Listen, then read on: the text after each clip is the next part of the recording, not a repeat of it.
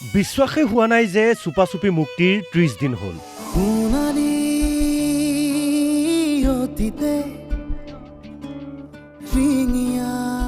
বিশ্বাস নোহোৱাটোৱেই স্বাভাৱিক, কাৰণ এতিয়াও হাউচফুল ৰাজ্যৰ প্ৰতিটো চিনেমা হল।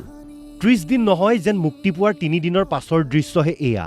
মঙলদৈৰ চিনেমা হলত দেওবাৰৰ দিনটোৰ দৃশ্য এয়া। এক প্ৰকাৰ বীৰ দি বাট নোপোৱা অৱস্থা। পৰিয়ালৰ সৈতে সকলো আহিছে আৰু উপভোগ কৰিছে চুপাচুপি। চুপাচুপি চাই উৎফুল্লিত দৰ্শক। পঞ্চম সপ্তাহতো হাউচফুল চুপাচুপি। ভাল পোৱা নহয়, দৰ্শকে বিৰাট ভাল পাইছে।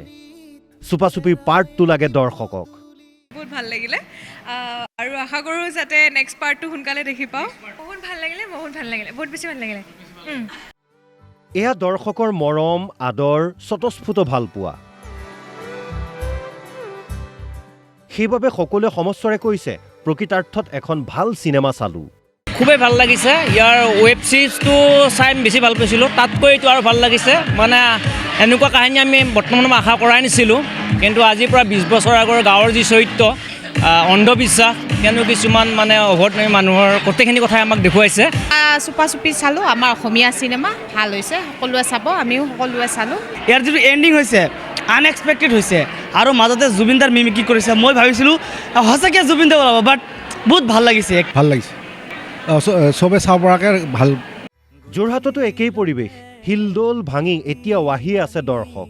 বহু দৰ্শকে 2-3 বাৰকৈ চাইছে চিনেমাখন। বহুতে নষ্টালজিক হৈ পৰিছে চুপাচুপি চাই। চিনেমাখনত বিচাৰি পাইছে নিজৰ শৈশৱ, কৈশোৰ। ভাল লাগিলে, ভাল লাগিলে, ধুনীয়া হৈছে।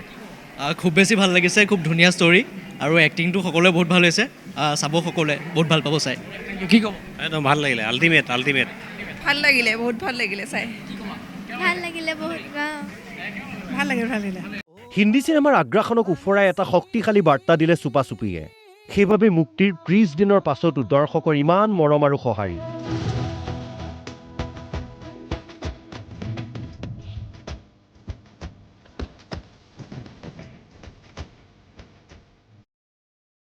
পিছে বহু চিনেমা হলত প্ৰাইম টাইমত অৰ্থাৎ বিয়লি 4ৰ পৰা 7 বজাৰ ভিতৰত দৰ্শনী নাই, যাৰ বাবে ইচ্ছা থাকিলেও বহু দৰ্শকে ব্যস্ততাৰ বাবে উপভোগ কৰিব পৰা নাই চুপাচুপি। প্ৰাইম টাইমত দৰ্শনী দিবলৈ চিনেমা হল কৰ্তৃপক্ষক আহ্বান দৰ্শকৰ।